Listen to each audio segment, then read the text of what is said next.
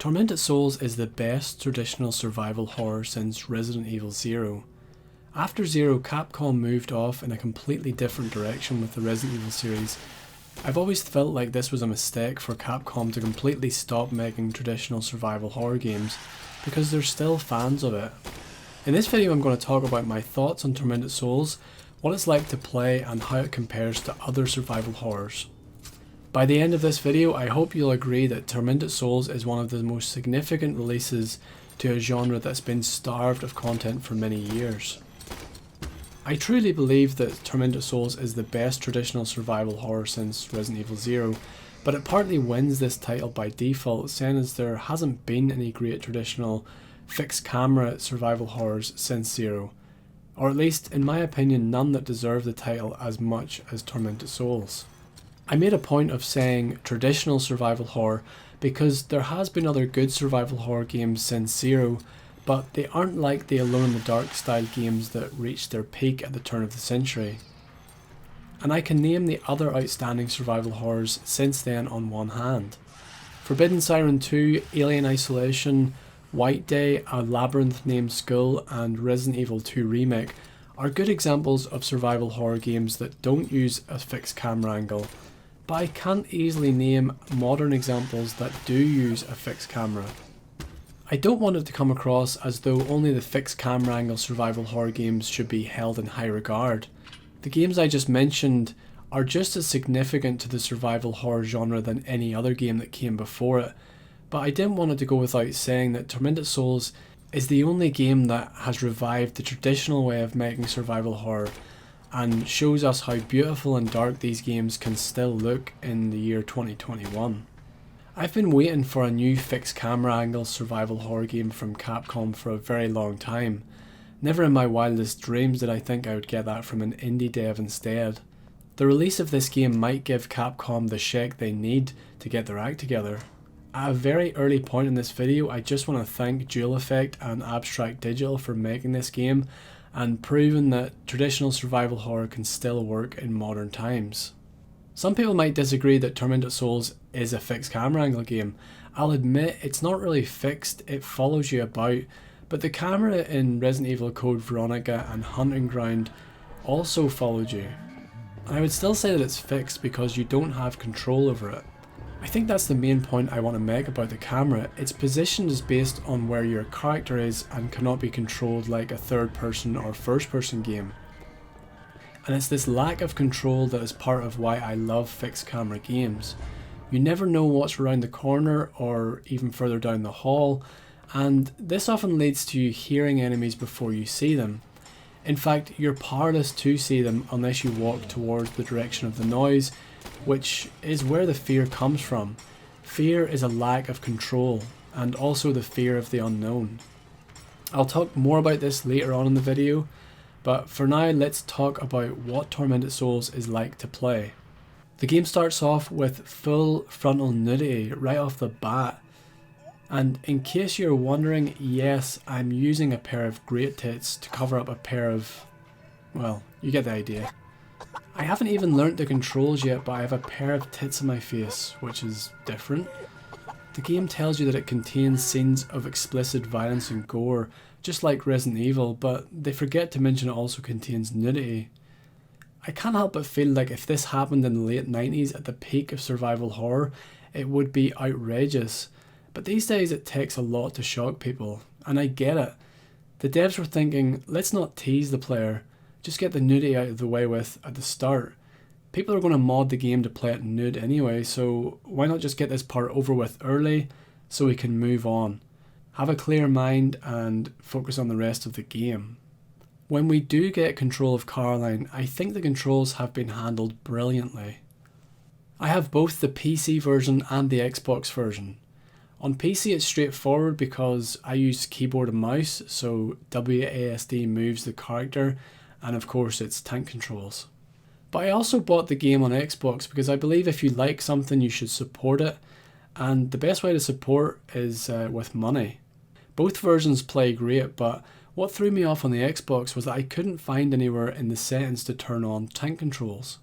I was used to Resident Evil Origins collection where you go into the menus and change between alternative or original controls.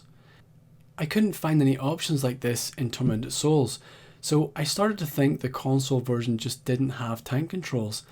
That was until I found the clipboard in the game that explained that both the alternative or new controls and the tank controls are active at the same time.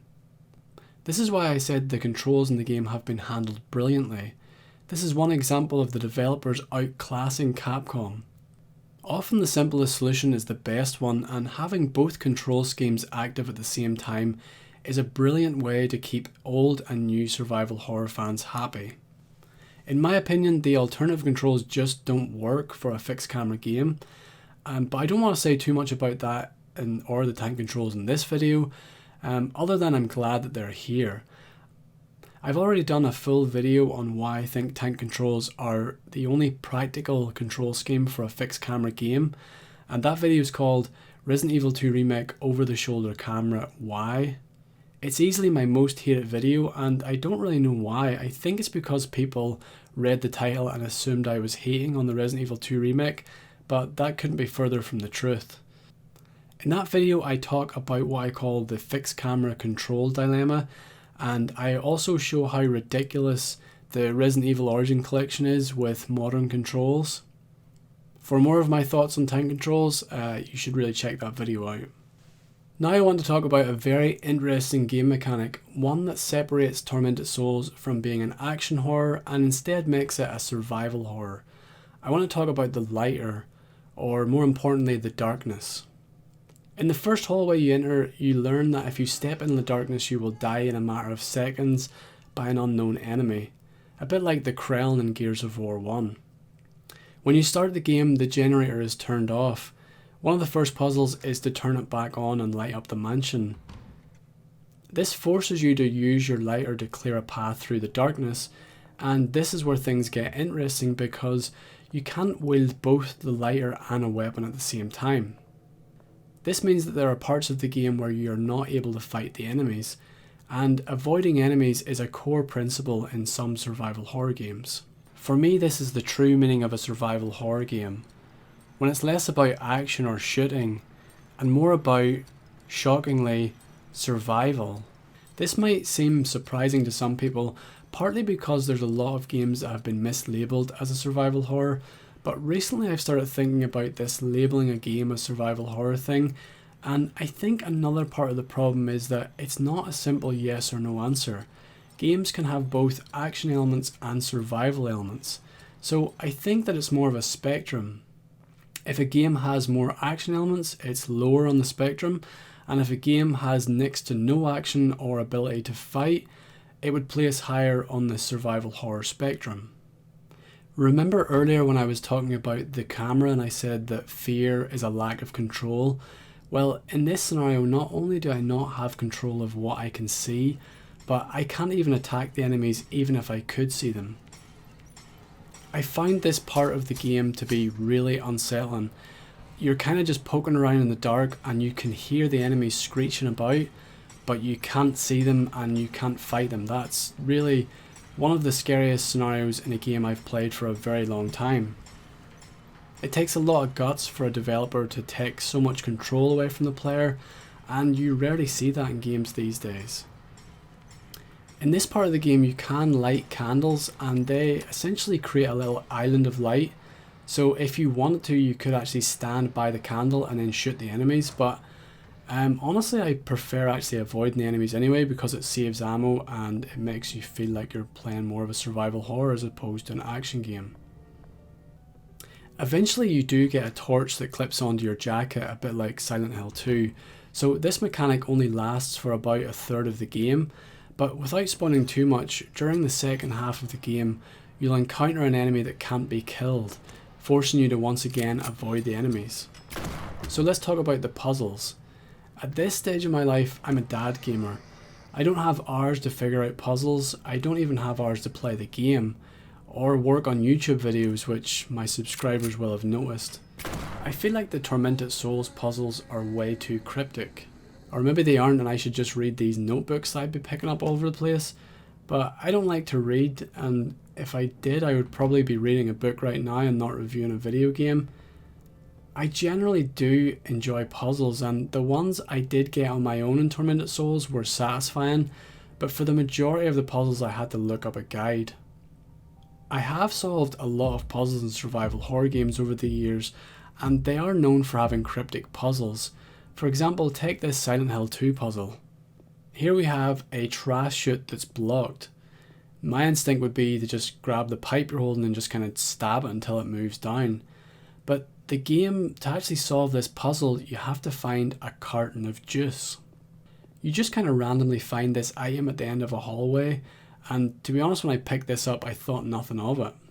But to solve this puzzle you have to actually take the can of juice and throw it down the trash chute.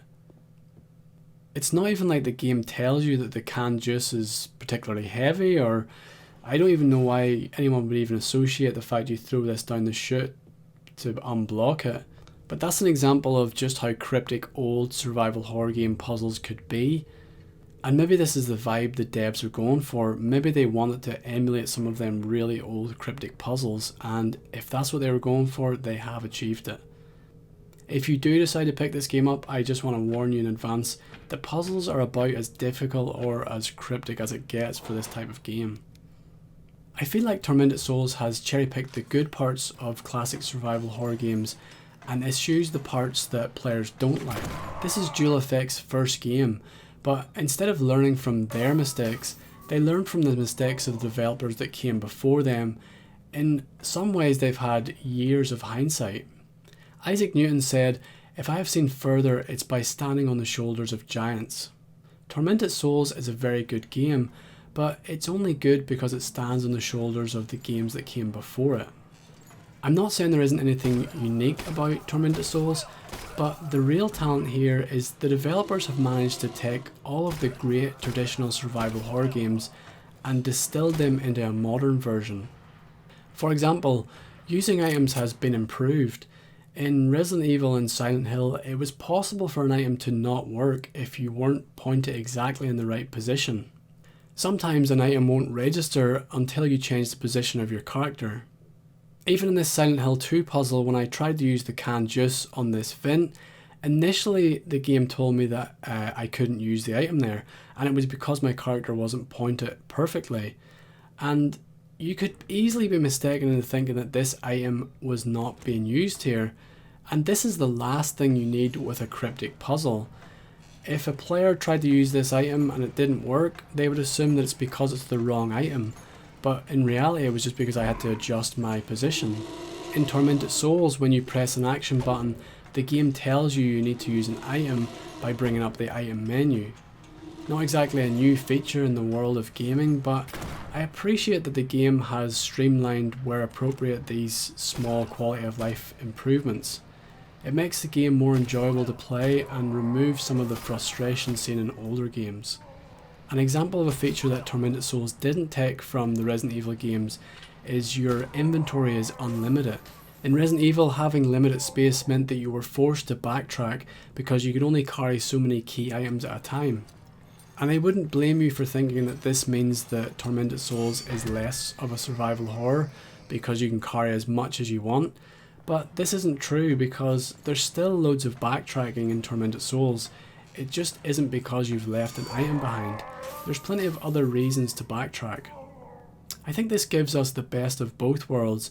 It keeps people like me happy because I actually like backtracking and I liked getting to know a maze-like environment, but it also takes the frustration out of not being able to carry ammo or health.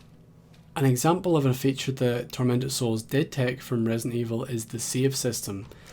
Let's compare this to the last survival horror game Capcom released, Resident Evil 2 Remake. It's only on hard difficulty you have to find ink ribbons, and on easy you just don't need to use ink ribbons. There's also plenty of slots, so you'd have to be pretty careless to get save trapped. There was a legitimate reason for limiting save slots on older games.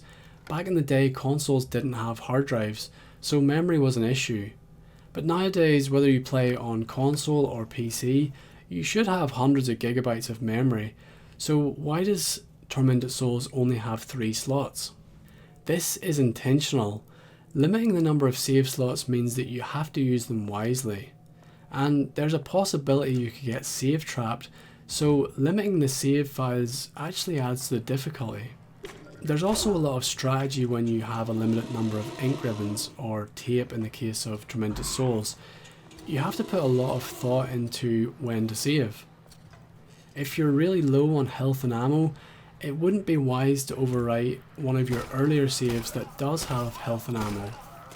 I actually really enjoy this mechanic of really planning when to save and what files to overwrite. A big complaint I heard for this game was the costume, and more specifically the character model looking out of place with the rest of the game's surroundings and assets. Almost like the artist who created the character was different to the one who worked on everything else. And I do have to agree with this criticism. The model does look out of place, and I don't think the model looks bad, I just think it would be better in a different game. Also, it's like there's something wrong with the gravity of Caroline's skirt, or maybe there's just lots of air vents on the ground, but as if there wasn't enough nudity at the start of this game. The good news is there was a free update that came with a new costume. This update was added late in my playthrough, so most of the footage you see was the original costume. As well as adding a new costume, a new gun and puzzle has been added. I'm not going to show this in my video because I don't want to spoil it, but I mention it because it's nice to see the developers are still supporting the game. At the risk of this video being too long, I don't want to gush over the graphics and environments. I will just say it's incredible to see what an indie dev is capable of. This really looks like a AAA game in terms of the graphics to me, and is the closest thing I've ever seen to the Resident Evil 1 remake in how the environments look. I was going to say that I can't remember the last time I stopped to appreciate the environments in a game, but then I remembered Back 4 Blood has some pretty cool environments, and Dark Souls games have really immersive graphics too, but the fact that an indie dev can achieve this just gives me a lot of hope for the future in gaming, and also the future of survival horror games. Thanks for watching this video. If you enjoyed it, I have a bunch of other survival horror videos. If you look hard enough on my channel, you will find them.